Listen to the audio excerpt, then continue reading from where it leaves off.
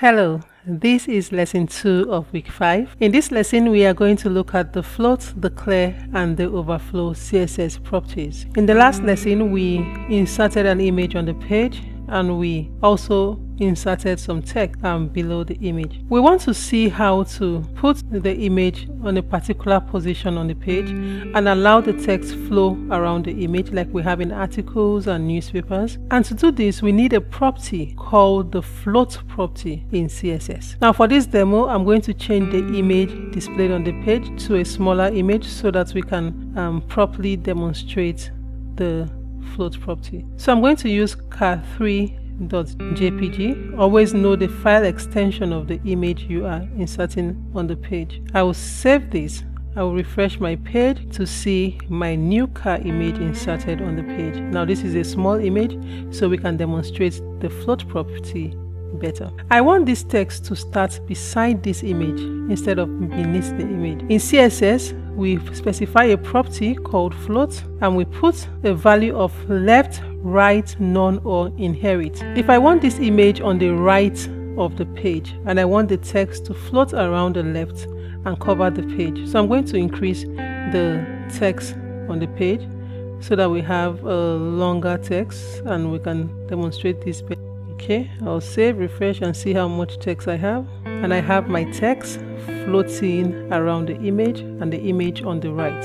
If I specify float to be left, I'll have my image on the left and the text will float around the image. And this is what we want. Now remember that sometimes you want a space between the image and the text. And the text, we are going to get to that later on. But for now, we can see that the text is floated around the image and the image is on the left. We can specify another image on this page, and let me put the car4.jpg image. I want to have this image on the page, but note that my style is on the image tag, so the same style will affect both images. I want to change my style to use the ID selector.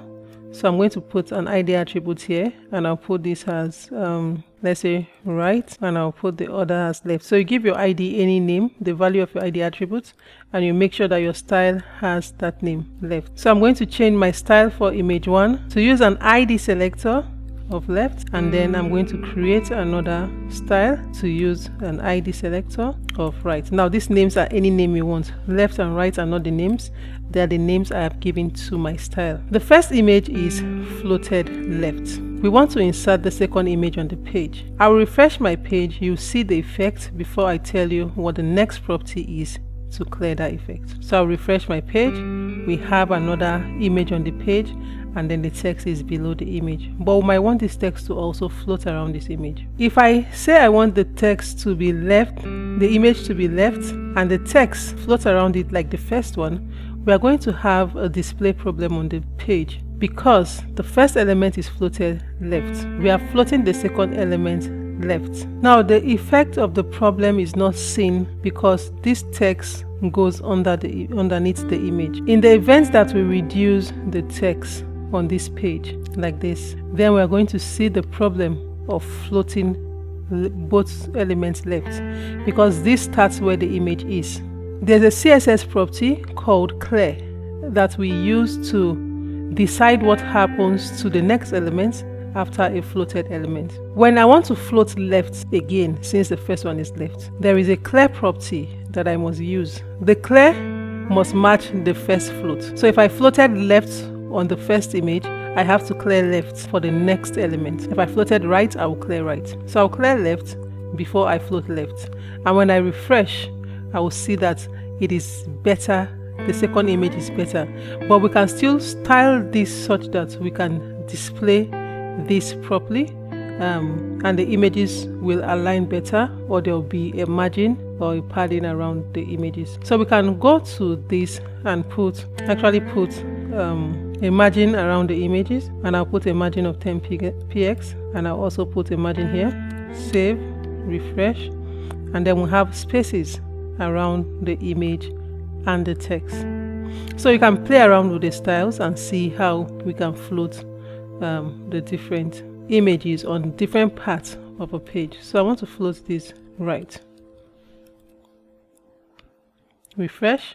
I have the image on the right and the text floating around the image. So there are various ways you can style images on the left or the right of the page. There is another thing that can happen when you have images on a page. Let's say, for instance, we have a container on the page.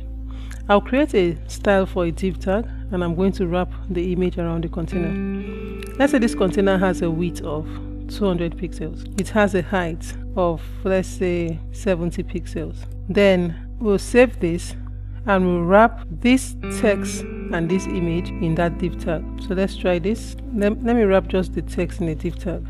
Let's illustrate this using the text. So instead of P here, I will have div and I will have div. I'll save this. Let's refresh and see if we get. Okay, so now we have this text in a container. We can't see the container properly, so let me put a border for this so that we can see the boundaries of the container. So border, I want it to be 2px and I want it to be solid so we can see the border. So this is the container up there. It is 2px, it is solid.